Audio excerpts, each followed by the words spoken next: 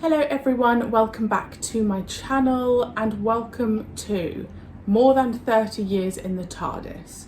So, I am going into this blind. I have no idea what this is. I'm assuming it's a celebration of Doctor Who. If it's more than 30 years in TARDIS, then what? 93, mid-90s this came out. I got sent the DVD very kindly, thank you, and I'm just going to sit and watch this. I assume it's going to be like a documentary style. So yeah, I'm looking forward to it. We're going to be reminiscing. Is it going to be emotional? Do I need tissues? I don't know. Is it just going to be like a joyous documentary? Who knows?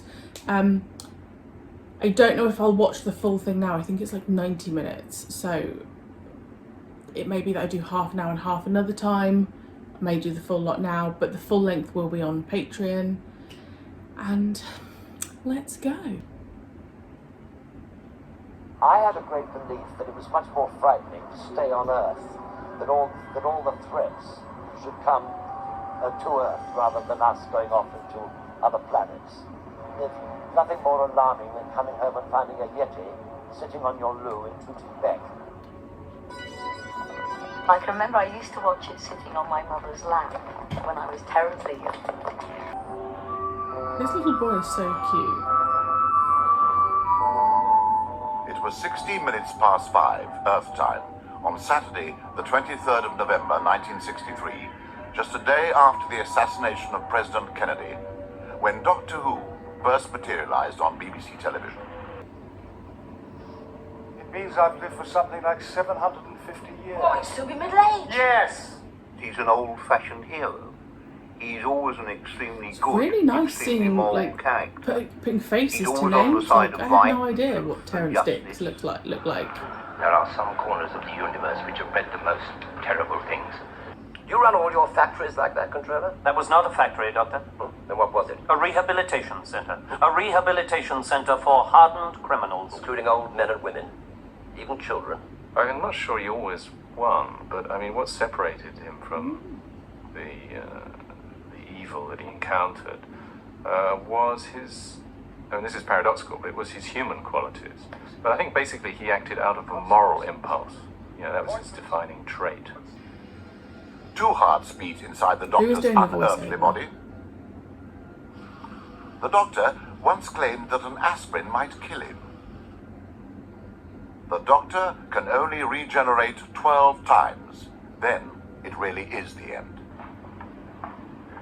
I was only little when the programme started, but it seemed quite natural to me that my grandfather should be on television with a long white wig playing the character. But of course it meant that I could watch it without getting scared, so I didn't watch from behind the sofa. I knew that it was going to be right, that my grandfather would win in the end. I know that he did a lot of personal appearances as Doctor Who. I think he really enjoyed doing that. So he gets himself a new one? Well, yes. I was really miffed. I didn't like it at all. I didn't understand it. It was heartbreaking. Yeah, I found it hard when the first Doctor regenerated. And to accept, well, it was rather kind of romantically put that he was regenerating into another Doctor Who. I mean, in my eyes, he was dying. At last!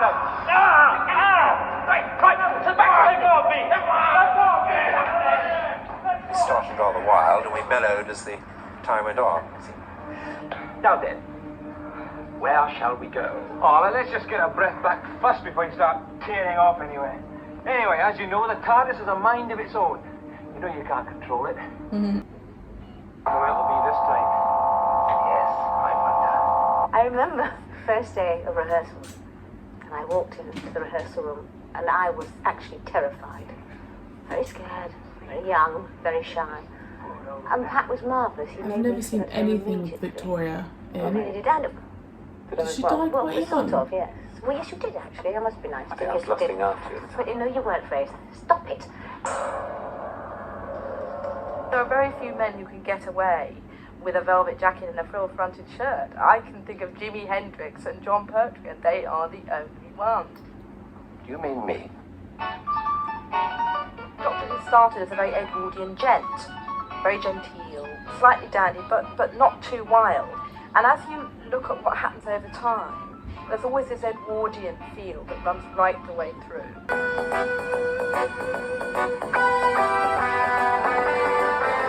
turned off to the right, Brigadier.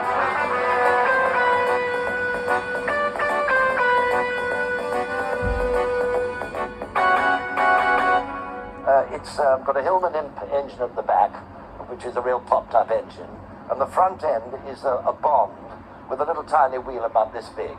And I'm sitting in a sort of 2-inch steel box because I thought we need a bit of safety. Today, when I saw those Daleks, I remember the first time when we went out to shoot that, and it was a Sunday morning, because that's the only time you could shoot like this, and very early, and there were these creatures coming across the bridge, and even though I knew that it was unreal, I almost felt it could be real. There was something about I reckon when I do a rewatch, this will be one of those moments that I can really take in as being completely iconic. I've never been sure whether of the truth of this. I now say that the Daleks were very much based on the SS and the Nazis. Neither. It wasn't as if it was a concealed subplot, subtext in the story. It was right there out in the open what they were and what they symbolised. Mass exterminations followed by absolute suppression of the survivors. Operate pyro flames.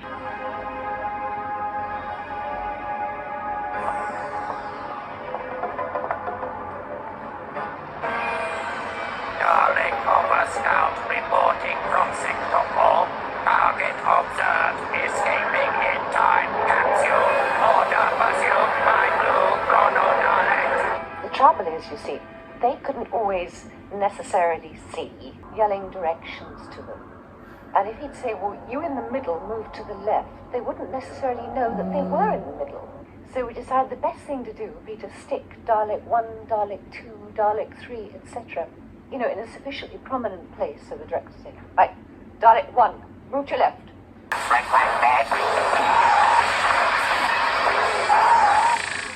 And then it was one of those wonderful Doctor Who-y-like endings, which I always remember from my childhood, which is, oh my goodness, how on earth is the assistant going to get away from this one?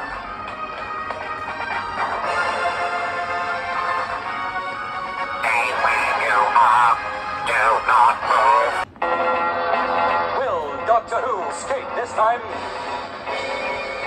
Buy Wool's new-shaped Skyray with double flavors of raspberry and orange. And you get a free color picture card, one of a series showing Doctor Who and the Space Raiders battling with Daleks. Free when you buy Wool's new-shaped Skyray. Only 6 months. They're like the rocket lollies. Do you like it? Do I like it? I love it. Is it really a prime computer? Do you know about them? Know about them? I've seen them on Gallifrey in the constellation of Is this an Castornis. advert? Ha-ha! At last, I'm up to date. What? 7 computer languages and 5 protocols. Protocols? Yes. That's how it talks to other computers. Talks to other computers. Well, of course it does. It's a prime. You're going to be all right, kid.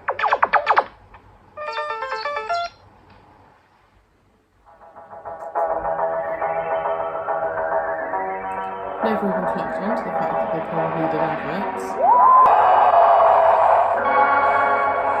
I loved this story. Where the monsters come from is a chicken and an egg story.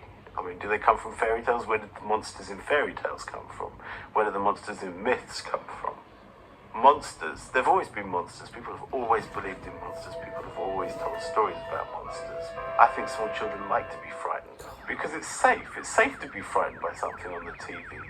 After you've created some of these, or helped to create some of these monsters, do they then take on a sort of personality of their own? Do they become either more horrific than you'd intended, or perhaps more amusing? Yeah. Well, they certainly take on a personality, because particularly with the code, we're looking at the mutant at the moment, there is an ugly creature, and obviously an actor wearing that, he very much becomes a mutant.